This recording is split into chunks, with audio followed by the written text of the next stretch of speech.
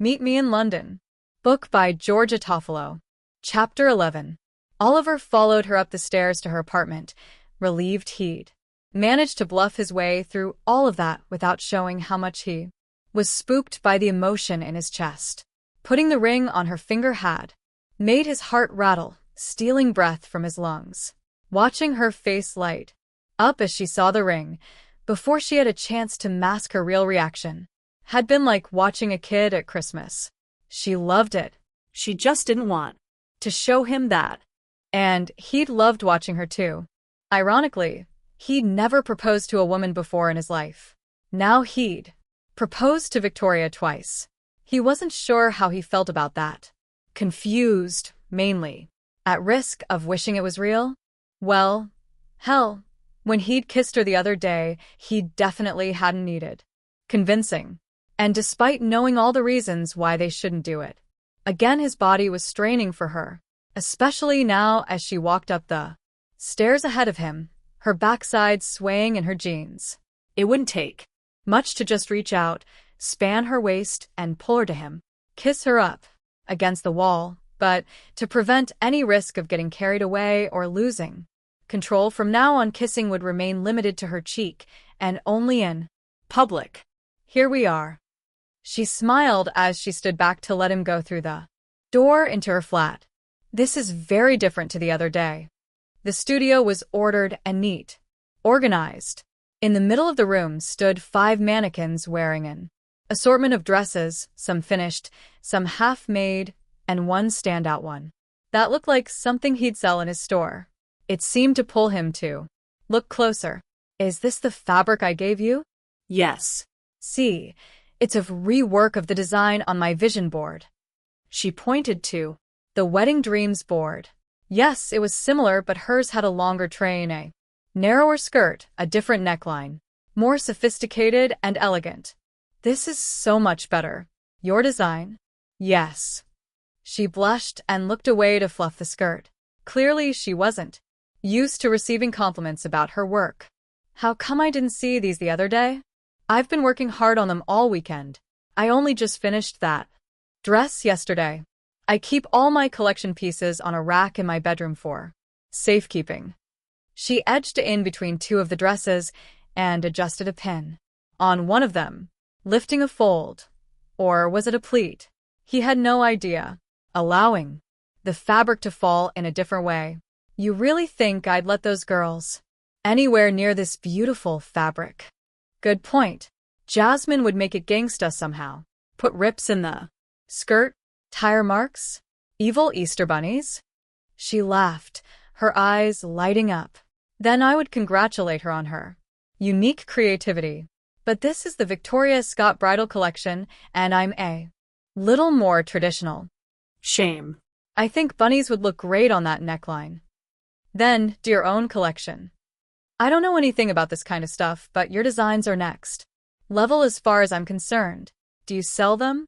Where? How had he missed that? I don't yet. When they're finished, I get Sarah from the bar to take photos. She's a part-time photographer, and put them up on my website.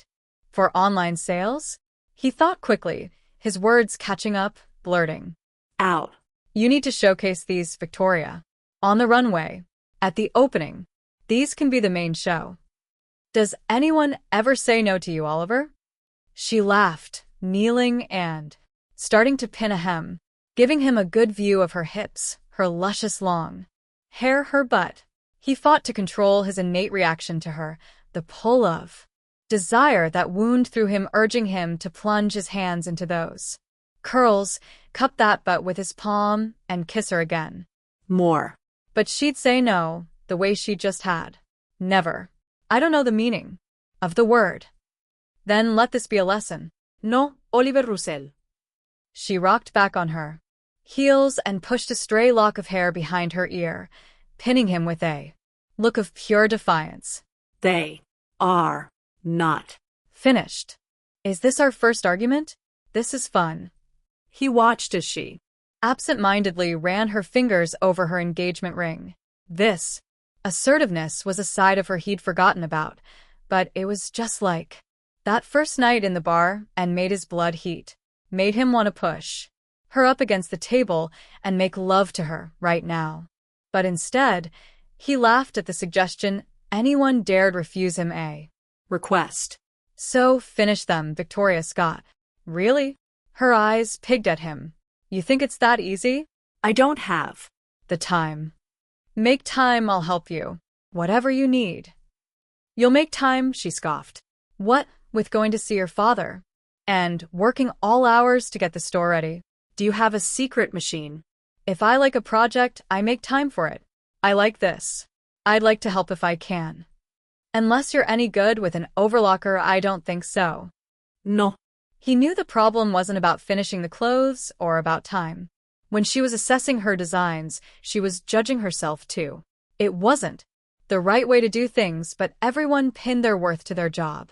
Victoria, what are you scared of? Her pretty, kissable mouth flattened into a line. I'm not scared. Yes, you are. You don't think you're good enough. Ido. She shook her head, an action at odds with her words. I am. I've seen that same look you have in your eyes many times over the years with my less confident junior managers. You don't want to put yourself out there. You don't want to take a risk. It's just, with a sigh, she ran her hand over the wedding dress. I love them. But, Ollie, what if? It's my job to get the best out of people, to push them a little out of their comfort zone. So, I'm going to ask you again. He lowered his voice, put his hand on her arm, making her turn and look directly into his eyes. He knew what was wrong because he saw it swimming there. What are you scared of? That, oh, for God's sake, Ollie. He saw the moment she decided to trust him enough to say it out loud. It was a big step for her, but a punch too. His heart too. She was vulnerable and yet sharing those fears with him. I'm scared no one will think they're any good. Bingo. He'd finally drummed down to the problem. It had taken guts to admit that. Great. Now we're getting somewhere. They're good. I told you that. But yeah, what do I know? I'm not your creative peer. I'm not a client. But what if I told you you couldn't fail? Guy. She walked over to the window and looked outside. It was dark now. A cloudy night punctuated with streetlights and an eerie orange glow coming from the little shops along the road. She fixed her eyes on one of them. We were going to share his shop. I was going to have a real space for my designs. But when we broke up, he said he'd only offered to have my clothes in his shop because he didn't want to hurt my feelings, and that he didn't think my designs were up to much. I've told you before, the man's an idiot, and I do not listen to idiots. He didn't know it was possible to feel such animosity towards someone he barely knew, but hell, there were a few choice words he wanted to say to a rose. In fact, what did you say to them about my offer for the runway? She smiled at the memory. I told them it was a once-in-a-million opportunity and they needed to grasp it because no one knew where it might take them. So, if you don't want to listen to me, can you please listen to your own advice? These clothes are amazing. You're a talented designer with an opportunity that could take you to the top. But her shoulders sagged in defeat. You do wonders for a woman's ego, Oliver Russell. I'm not stroking your ego. I'm ring-fencing something I want for my opening day. It's purely self-interest. Business. They both knew it wasn't just that. He believed in her, and he wanted her to believe in herself. Or do you have other stores clamoring for you to hold a show there? But if there's no one knocking on your door, then what do you have to lose? By showing them for that one day. Oh, cool. She pressed her lips together. Her eyes were suddenly alight with hope. She moved away from him, her hands alive with excitement as she straightened down a bodice on one mannequin and repinned a sleeve on another. I don't need to think about it. I'll find time, I'll make time. I can't pass this up. Who knows where it might get me? Her eyes darted to the photo of her friends. Oh, God, my first proper show. I mean, we had them at college, but this is real. People will be looking at my designs. VIPs. Wait until I tell the girls. This is dream come true stuff. See those dresses in the photo? I made them. She was actually giddy with the idea, and it was entertaining to watch. He Couldn't remember the last time he'd felt as invigorated as she was by work. All he wanted to do was smack a kiss on her mouth and feel the joy emanating out of her. He looked at the intricate designs of the dresses in the photograph, each different and all perfect for the women's individual body shapes, and he imagined their personalities. Even then you had real talent. I think it's just the whole 10,000 hours thing. I've done my apprenticeship. I always made things. It started with clothes for my dolls. When I was little, my grand showed me how to copy clothes by making patterns out of newspaper. They were woeful with huge, clumsy stitches, but I was very proud. Then, as I got older, I made things I could actually be seen wearing out in public. My friends liked them, so I made things for them. Not just clothes, but accessories too. She picked up a hair clip from a basket on a shelf. It was made out of pearls and velvet. I don't like things to be too matchy-matchy, but it is fun to echo a theme in a hair grip or hat. You're a machine. I was always making things and trying to sell them. Her eyes lingered over the photo, and then she breathed out, and the joy seeped out of her. It seemed that, for Victoria, there was always something that pulled her back from wallowing in pure joy, as if she didn't deserve to stay happy for long. The accident happened. He let her curl into herself for a minute, but waited, knowing if he didn't say anything, then she'd fill the gap. And eventually she did. I couldn't bring myself to do anything that made me happy. I was punishing myself, I think. She blinked and gave him a smile that was definitely brave. Saw the stupid me. Shouldn't talk about that and bring the mood down. It's part of your life. Don't hide it away. Punishing yourself for what? She shook her head, but at the same time the words streamed out of her. Oh, Ollie, I was driving the car. God, you poor thing. You have to live with that. He picked the photograph up and looked at the four of them, so happy and innocent and oblivious to the horrors the next few minutes would bring. His heart hurt for them, but most especially for the girl in the middle with the soft dark eyes and shiny dark hair, who was staring into the camera with such a lightness he doubted she'd ever felt since. It wasn't my fault, apparently. The coroner blamed Claudia, the other driver, who was a friend of ours too. She died at the scene. Victoria briefly closed her eyes and breathed in a ragged breath. It was a terrible time for the whole village. Families broke up over it. Claudia's boyfriend, who had no idea she'd been drinking that night, was so distraught he left town soon after and hasn't been back. But Oliver was stuck on the detail she'd just given him, the weight she'd been carrying for the last decade. Someone died? Hell, Victoria. You didn't say before. He tugged her into his arms, wanting to share that weight with her, to take some of her burden, but she pressed her lips together and shook her head, fighting tears, holding back. She never had a chance. A waste of a wonderful life, a lost future, all for one stupid mistake. She shook her head again, as if trying to erase the memory, tell herself it hadn't really happened. I couldn't even go to the funeral because I was still recovering myself. It was all too hard, and everything hurt. My heart mostly. And truth is, I couldn't face the stares and everyone's grief. You had enough to face. You had to focus on yourself. He pulled her close, wrapped his arms around her, so she knew she didn't have to relive this on her own. As she talked, he stroked the back of her head. You were all so young. The four of us grew up very quickly after that. Grew tight together. The accident sealed our bond. We survived, and we knew just how lucky we were to have come out of it, but, well, Claudia didn't. Every day after the accident that we had was one less she'd had. It was truly heartbreaking.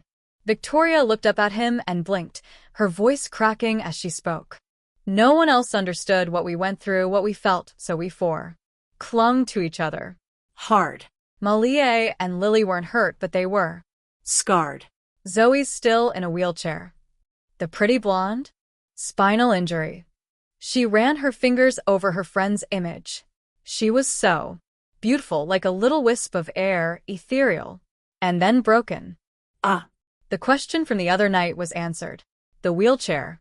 Now I understand. It was tough for her to get used to it at first, but now you should see her. She won't let her injury stop her doing anything. Her eyes softened with Sadness.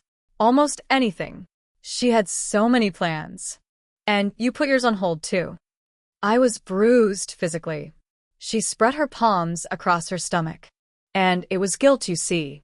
I spent hours reliving that night, trying to think of ways I could have prevented the crash, but no matter what, I couldn't. Turn back time. Your friends didn't blame you? No. Never. We tried hard to still do the things we'd always loved doing. Together. Stealing away to our secret bay in a borrowed rowboat. It wasn't really our bay. It belonged to Blake Hawkesbury, who owned the sprawling estate around Hawks Cove, but he let us chill there drinking bubbles and cooking freshly caught mackerel on the beach. It wasn't our boat either, we just borrowed it. But it was definitely our happy place, and we kept on going. There, trying to rebuild what we'd broken. What I'd broken. And I tried, I really did. She shivered. But the guilt. Can you imagine? If I hadn't been driving, maybe none of it would have happened. He put the photo frame back onto the shelf, reluctant to let go of her for even just a second. Or something worse might have. If someone else had been driving, you all might have died. Her eyebrows rose as if this was something she'd never thought of. I suppose so. You can't live on what-ifs, Victoria. That's what my mum said too. He realized then that he knew little of her family. She sounds amazing. She is. Victoria found a smile, and he was glad he'd managed to distract her from the pain she'd suffered. I'm very lucky when it comes to parents. You haven't told me anything about them. She shrugged and walked over to another photo tacked to the wall of two adults and two small children playing on a beach. There's not much to No. Dad, David, is an accountant at a small firm in Hawks Cove. He was born and bred there and met my mum, Ellen, when she came down on holiday with a group of friends. She's an art teacher at the school we all went to, which was a bit embarrassing at times, but we coped. She identified the couple in the picture as her parents, pointing to each of them as she described them. That's why she was so good at encouraging you with your designs. She's a brilliant teacher, although she drove my brother, Charlie, mad. Every summer holiday, when she wanted him to do a visual diary every day. Victoria grinned at the memory. All he wanted to do was drive around in his old banger with his friends. He doesn't have a creative bone in his body and now works in the same firm as my dad. Sounds like you're a tight family. Oliver wondered how that would feel, and felt a pang of envy at the warmth in her voice and the security she had knowing how much she was loved. Seeing her mother every day at home and at school, not once a term if he was lucky. So different to his experience. Her smile turned a little sad. I had my folks very worried for a long time. After the accident, I just couldn't face doing anything that made me happy. Not when Claudia was dead, and Zoe was learning how to live again, but badly changed. But after a few months of me sitting staring into nothing, Mum bought me some new fabric from Liberty, my favorite shop in the whole world. What? He put his hand to his heart. Not Russell and Company. I'm wounded. To the core. Don't be. That was before I stepped into Russell and Company, Chelsea. She gave him a side smile. She made me sit at the table and make something. I didn't want it at first. I just sat and stared at it and couldn't think of what to make. But she brought me more and more from my stash and from the store. And eventually I used it as therapy, creating new things, putting hopes and dreams into something new, something fresh. And finally, She pushed me to take up my deferred place at university here in London. Without thinking, he put his palm to her cheek. I'm glad she did. Me too. Victoria didn't mention his hand, didn't look shocked or surprised or uncomfortable with his touch. Instead, she angled her head into his palm as if seeking out comfort. Damn, he needed to hold her again. He ran the back of his hand down her throat, trailed his fingers down her shoulder until she quivered and curled into his embrace. He stroked her hair and held her tight. And now you get to show the world. She swallowed, heat in her eyes. Looks like it. She'd shown so much courage and resilience, so much fight. What had he ever done that had been so brave as to pick herself up from something like that and make a better life for herself and those she came into contact with? They stood for a few moments clasping hold of each other. He wondered what she was thinking or expecting, and he told himself not to expect anything at all. It was good just to have her in his arms for as long as she'd let him. He felt her hands run over his shoulders and down his back. Was one. Even if not kissing her was driving him crazy. She looked up at him. Oliver, this is intense. Yes. It was also insane. He ran his thumb down her cheek, traced over her lips. She shivered, her eyes closing as she rested her forehead against his throat. Everything in her stance, in her eyes, told him she wanted him. felt The same tug, the same need and desire, and was wrestling with herself. control. Oliver, we said. I know. And it's killing me. No kissing. No overstepping the line. But She was letting him into her world more, and with every step he felt more connected, more intimate, more wanting to be intimate. He picked up her left hand and kissed her knuckles one by one, stopping at the engagement ring. Once again she was saying things to push him, fighting. And so was he. He wanted her, liked her, admired her, cared for her. What did that mean? For him? For them? hell.